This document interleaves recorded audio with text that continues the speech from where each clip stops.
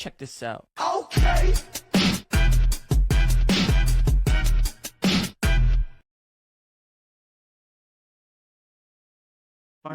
And we're back. Go ahead. Well, Sam and Jill, we are so excited to be with you both today and learn a little bit more about the great work that you guys are doing. So our team with becauseOne and Synergize just so much enjoy coming together with nonprofit organizations and serving you guys, supporting you, and just shedding the light on what you're doing. So share with us a little bit about the mission and the impacts that you guys are making in the community. Sure. I can start. I'll let Jill start. I want to do that out. Okay. Oh, yeah.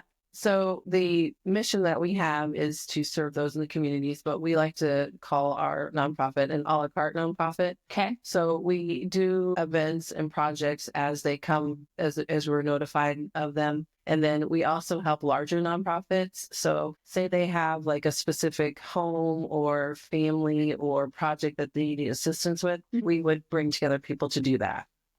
Very cool. And Sam, do you mind sharing a little bit about how it all got started and kind of how this organization came to be? Yeah, certainly. So it started kind of off the back with Universal Roofing. My dad and my uncle started that business 35 plus years ago. And since then, we've had quite a journey of just doing good projects and a journey through that. My dad always talks about how doing the right thing was instilled from him or into him by his grandparents who helped raise them. And that's really impacted his life. And so throughout the course of time, I worked with him growing up and had like a job at like 15 and was helping him do roofing, and then went on to college and came back to work with him. And during that stretch, he had always done projects for people for free.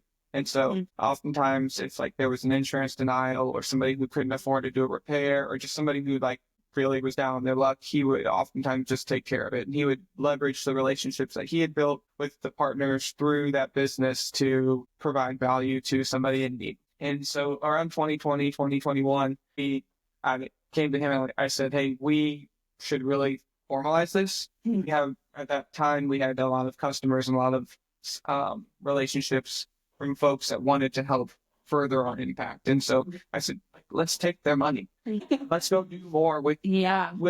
And that was honestly, I think it was a little bit tough for my dad to do that because he doesn't want the recognition. He doesn't want anything. However, he's not foolish and he understood the value in that. So we did it. He got started. And so since then, we continue to look for more projects to do. In between now and then, we've sold the business, and so my dad is semi-retired, and Universal Cares is a standalone, nonprofit 501c3, and so we just continue to take those early efforts and compound them into more. So it's not always roofing projects anymore. It's kind of whatever people need. And so oftentimes our ask of folks, and we would ask it of you guys, is think of somebody in your life that has a need, and then if there's some way that we can help provide value or impact them or get them what they need, we'd like to do that. And because my dad has a million relationships and those people have a lot of relationships, you guys have relationships, we all kind of bring the right people to the table and say, okay, how do we help this person that needs a new fence? How do we help this person that has a roof leak? That might be one we can handle a little bit easier. How do we help somebody who just lost their parents? And then what do we do from there? So oftentimes we don't have the answer. And so sometimes we are the solution, and other times we're looking for the solution. And that's kind of how we got to where we're at today. Very, very cool. I think sometimes it is just a matter of providing those connections, right? But in order to build that sustainability so that you can continue on making those impacts, you also have to have the support, right? And I think a lot of times it is a matter of asking for what those needs are and letting people that want to help and want to support you do so. So great job, pulling all of that together. I think sometimes, or a lot of times, people they have a hard time asking for help or also like finding that voice. We don't have any problem with that. We're happy to ask for help. We're happy to give help. It doesn't come naturally, but we're, vulnerable enough or strong enough or however you want to think about it to be able to say like, yeah, you need help and I'm going to help you, and then go out and ask for help. And I think the people that work with us today, Jill being one of them and my dad, we're not afraid to ask. We're not afraid to go get it. And what may happen is it might be a slower growth, but it'll be really genuine and authentic and organic. And that's really what we're trying to focus on, is growing that from like the ground up. I'll just add one of the things that we do focus on. I didn't think that your dad is big about. He's our founder. His name is Robbie. Is getting youth involved in volunteering and being a part of something greater in their community. So one of the things we did do was up at the Carmel Clay Parks, we had a clean the parks day for them. And before the event started, they explained to them, this is why volunteering is important. This is why your parks are important. So we had over 100 Carmel basketball players come to that. He's very big about getting youth involved. And another way that he gets youth involved is the college level with the Butler softball and baseball teams. He's had them do a couple different projects with us where we'll go to an event or one of our projects, and he'll have them come, and we'll do the same thing where we explain. We actually went to New Hope of Indiana and spent an afternoon, and they did karaoke with the individuals. They painted their fingernails, they played games, and they had a little lesson beforehand of, this is what New Hope does. Connections like that are things that he also uses to kind of not only the Universal Cares Advantage, but also to volunteering in the community and helping kids learn and grow, and know that that's something they should continue to do further into their lives. I love that. Yeah.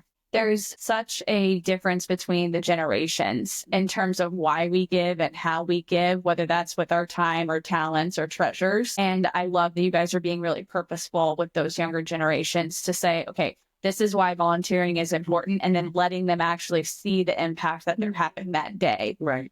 Those younger generations, we all innately have that desire to make a difference and to help one another. The millennials and younger, I'm saying millennials because that's what I am. We really have to know what the impact is to keep us coming back and to, just nurture that piece in all of us that wants to help one another. With becauseOne, we're always looking for that one moment of impact. And we believe in the power of one good deed and how that can trickle into so much more that oftentimes we aren't even really able to pinpoint. So each of you, if you guys could share one of those moments of impact that keeps you coming back for more. When you think about Universal Cares, you're like, that's why we do what we do. Can you speak to that?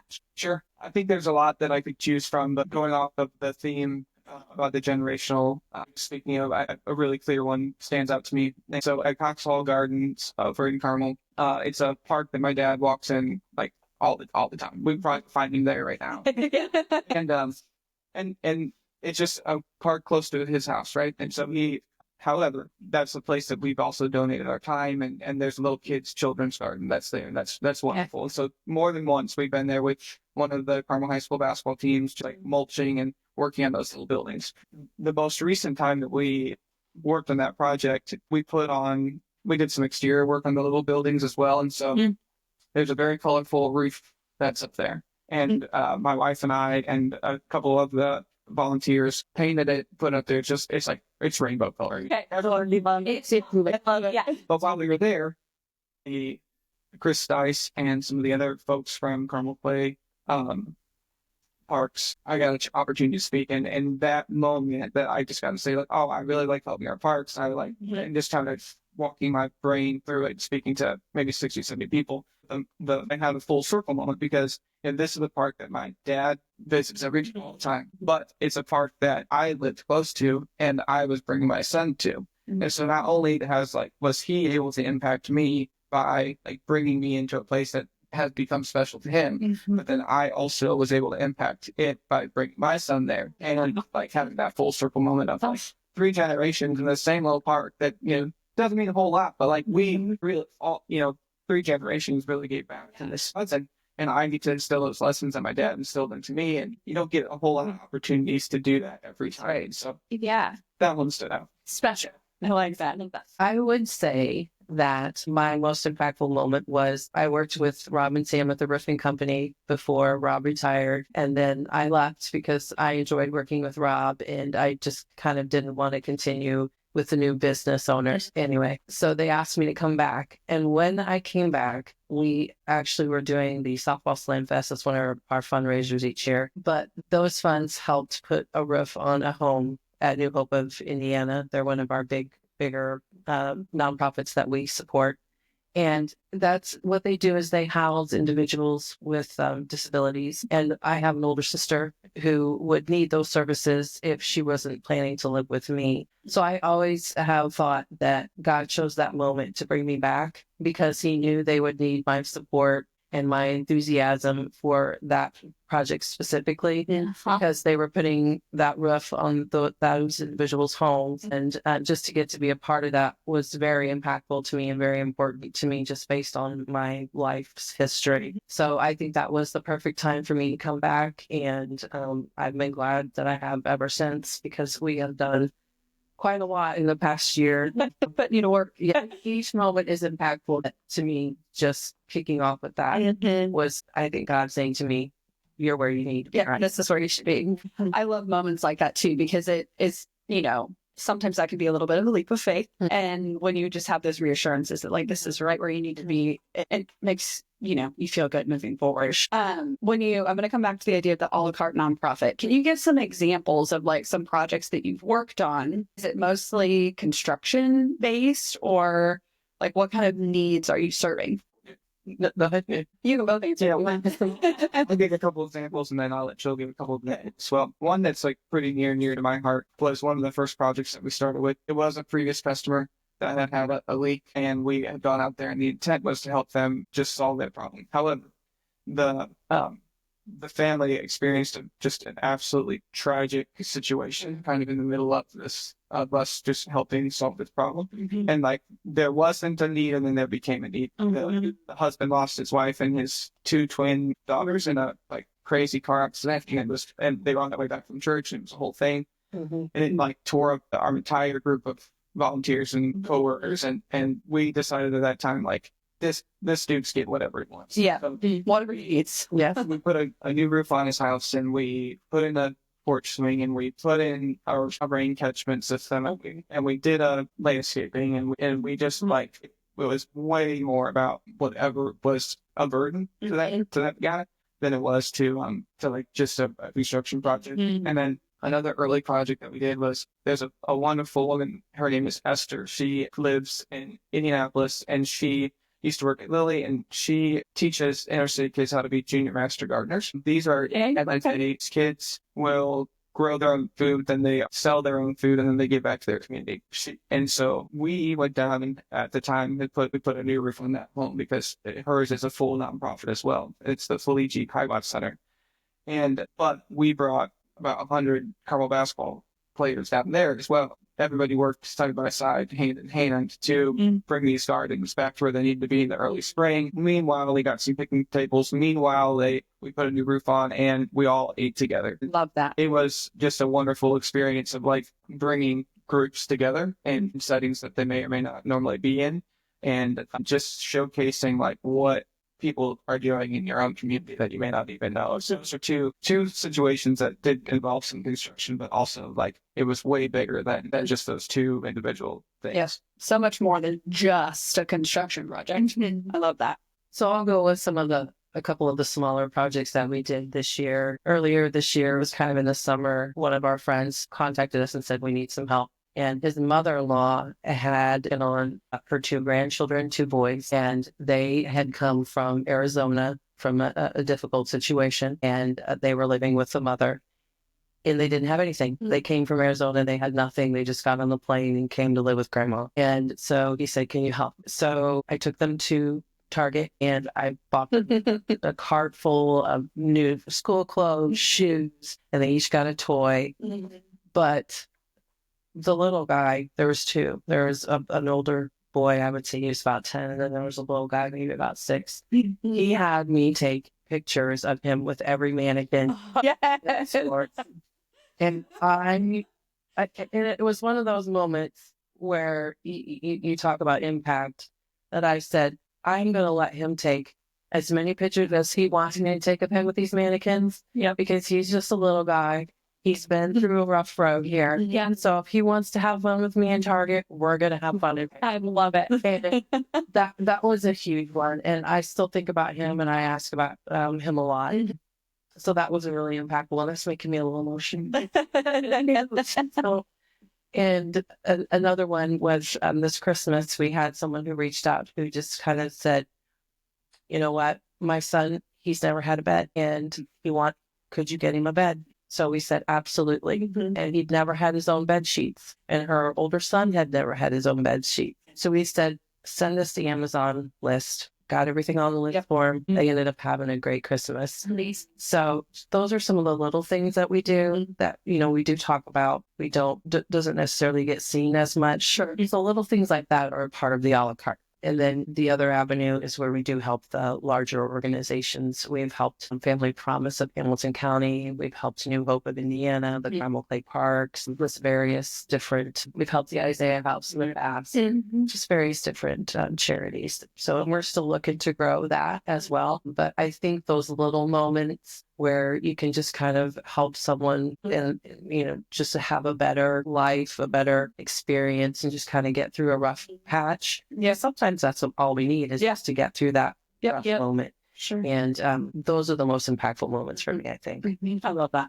We always say it's about, meeting people where they're at. And I feel like you guys do a really good job of uncovering, where people are at. And then you guys just pour in for what that need is. So I love to see that. So if anybody was wanting to get involved with Universal Cares, whether that be through volunteering or donating, where do they go? How do they start? I would say go to our website, universal-cares.com. And that's just got like our generic information in there. And there's information about our events. There's information about some of the stuff we've been doing, but then it's got our info app, email, and really get in contact with Jill was what I would say. Oftentimes, as because it's a la carte and because they're little moments that aren't fully publicized, we were talking before, but there's not a mission critical message that we can deliver other than we want to take your money and then authentically use it to help people and then tell you exactly what we did, right? There's